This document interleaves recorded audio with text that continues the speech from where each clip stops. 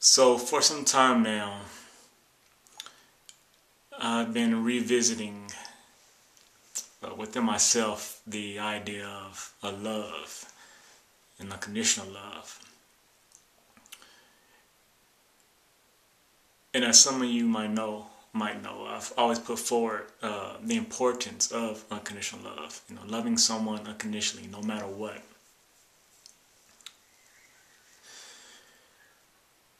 And I've defined it as I define love as doing things for people to bring happiness and joy to them, giving them what they want, so that they may be happy. But things have occurred in my life where I've questioned that. And the situation is if I'm giving somebody something that they want, that brings them joy, well, what if in doing so, it actually brings unhappiness to myself? If someone is in a relationship with another person, and even though they aren't in love with them, but they want to express love to them, unconditional. Well, going off of that definition, if the person, once again, who is not in love with the other person, wants to separate from that relationship, but the other person doesn't, well, by the definition of that love, the person who wants to get a relationship will actually have to sacrifice their happiness and stay in that relationship for the sake of the happiness of the other. So that's the issue. Bringing happiness to another person when it affects another. So one can say, well, then the definition of love would be bringing happiness to one person as long as it doesn't conflict with the happiness of another. Well, that opens up the possibility, the situation of any time where then ultimately unhappiness is going to be felt by that person who you say you love. Will say, I love you, or I want to express love towards you, and you want something from me that is going to actually negatively affect this other person. So then I will have to make a choice, a decision on who I'm going to allow my love to be manifested in towards, which may hurt the other person. So thinking along the lines, I felt there was a need to really rethink and define what love is. And it's been over months I've been thinking about it, but I really couldn't really pinpoint and grasp it.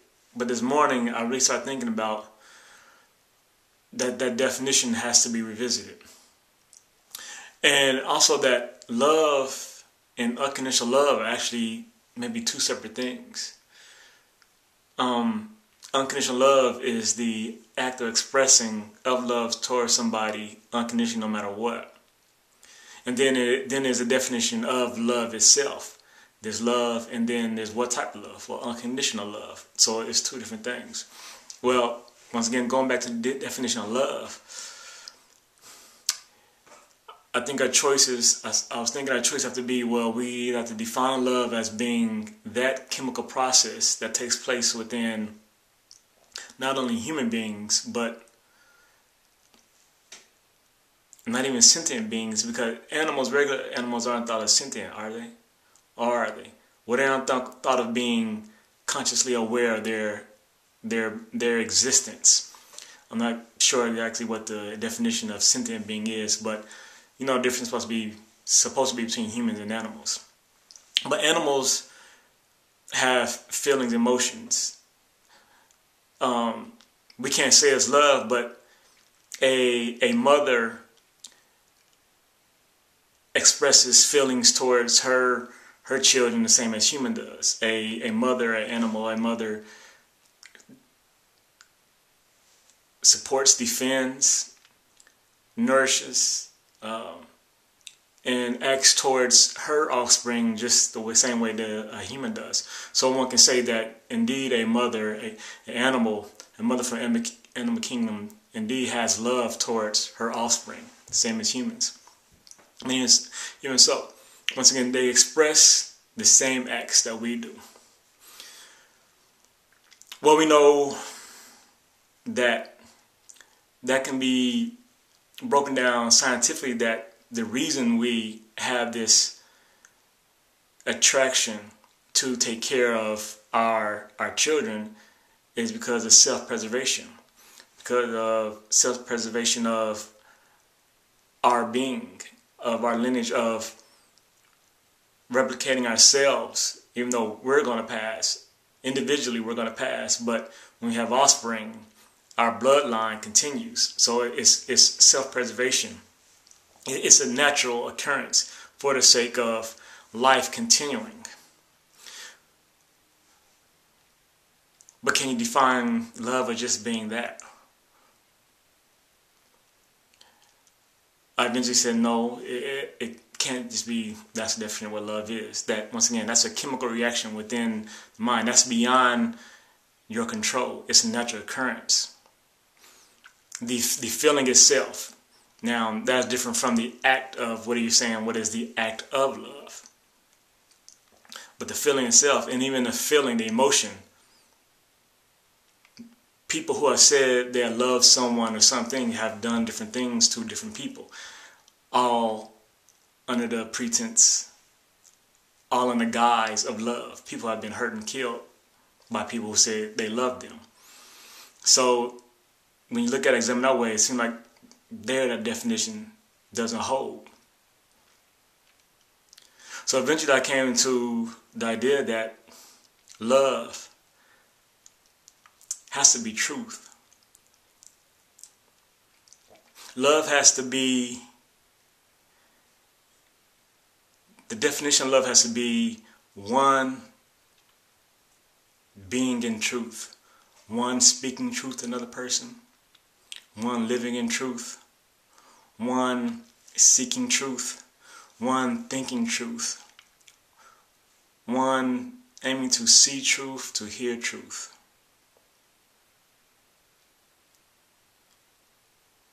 That's love.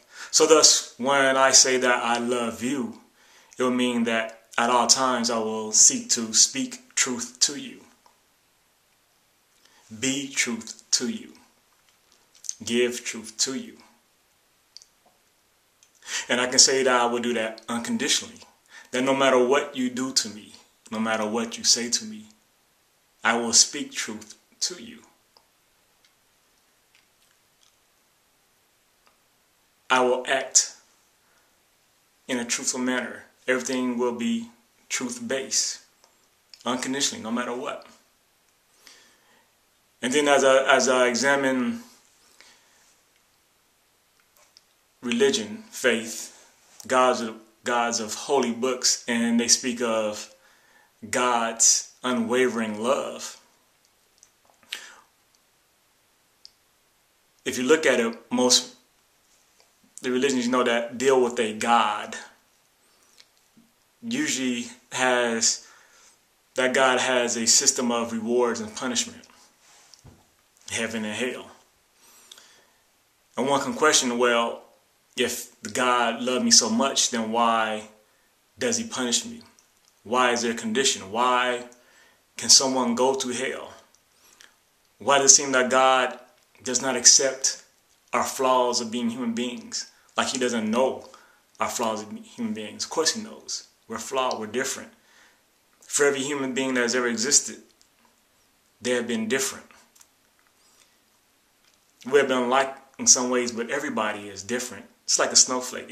Snowflakes are alike in some ways, but everyone is different. They say there's no two that are alike.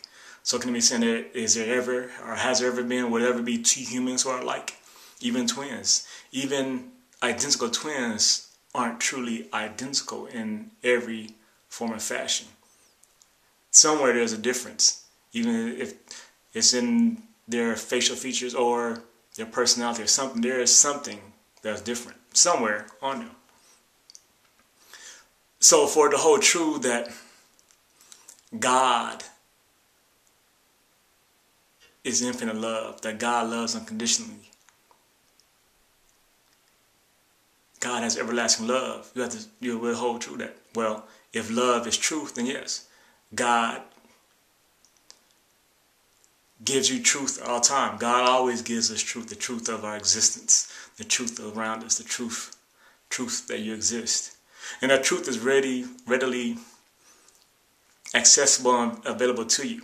Maybe not the truth of things of past that are beyond your awareness and consciousness, that are in your ignorance, but the truth itself. Everyone knows the truth. So many people make it so difficult of what truth is, but it's there before you. The truth is, I'm speaking to you in this video. Well, we can get into all that, fuzzy science, quantum mechanics about, even if I really exist or if you exist. But even still then, all we would be saying is the truth. The truth is either I exist or I don't exist. The truth is either you exist or you don't exist. The truth is I'm making this video, or the truth I did make this video. But it all boils down to truth. It all comes from truth. Truth is eternal. So eternal love, everlasting love, is truth. God so loved the world that gave his unbegotten Son love.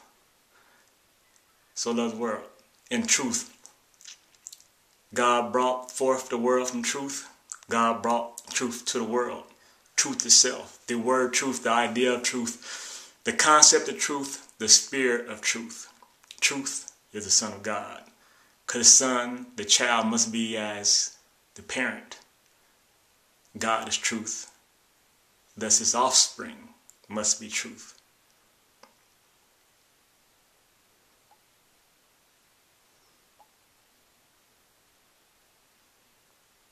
Indeed, truth is love. Truth is God.